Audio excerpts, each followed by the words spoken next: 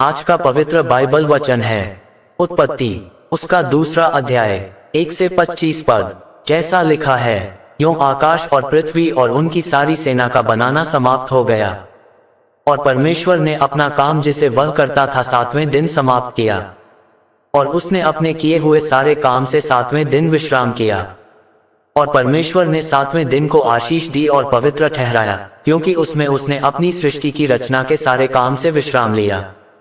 आकाश और पृथ्वी की उत्पत्ति का वृत्तांत यह है कि जब वे उत्पन्न हुए, अर्थात जिस दिन यहोवा परमेश्वर ने पृथ्वी और आकाश को बनाया, तब मैदान का कोई पौधा भूमि पर न था और न मैदान का कोई छोटा पेड़ उगा था, क्योंकि यहोवा परमेश्वर ने पृथ्वी पर जल नहीं बरसाया था और भूमि पर खेती करने के लिए मनुष्य भी नहीं था।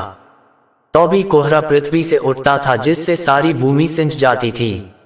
और यहोवा परमेश्वर ने आदम को भूमि की मिट्टी से रचा और उसके नथनों में जीवन का श्वास फूंक दिया और आदम जीवता प्राणी बन गया।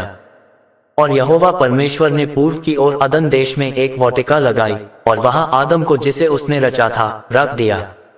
और यहोवा परमेश्वर ने भूमि से सब भांति के वृक्ष, जो देखने में मनोहर और जिनके फल खाने में अच्छे हैं, उगाए, और वाटिका के बीच में जीवन के वृक्ष को और भले या बुरे के ज्ञान के वृक्ष को भी लगाया।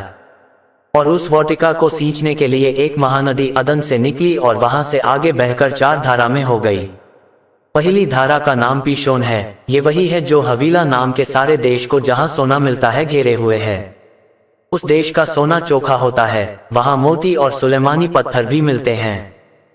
और दूसरी नदी का नाम गिहोन है। ये वही है जो कूश के सारे देश को घेरे हुए है।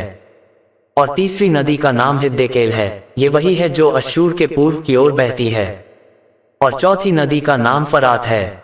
तब यहोवा परमेश्वर ने आदम को लेकर अदन की वाटिका में रख दिया कि वह उसमें काम करे और उसकी रक्षा करे।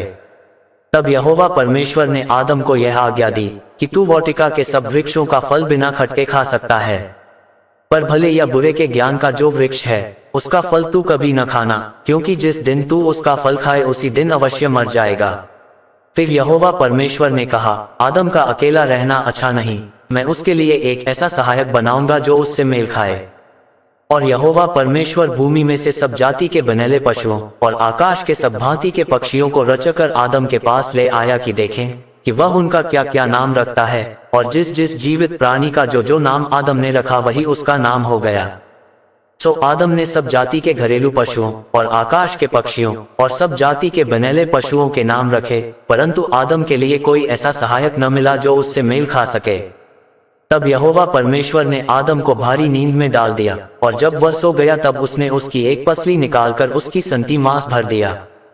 और यहोवा परमेश्वर ने उस पसली को, जो उसने आदम में से निकाली थी, स्त्री बना दिया और उसको आदम के पास ले आया। और आदम ने कहा, अब यह मेरी हड्डियों में की हड्डी और मेरे मांस में का मांस है, सो इसका नाम नारी होगा, क्योंकि यह नर में से निकाली गई है।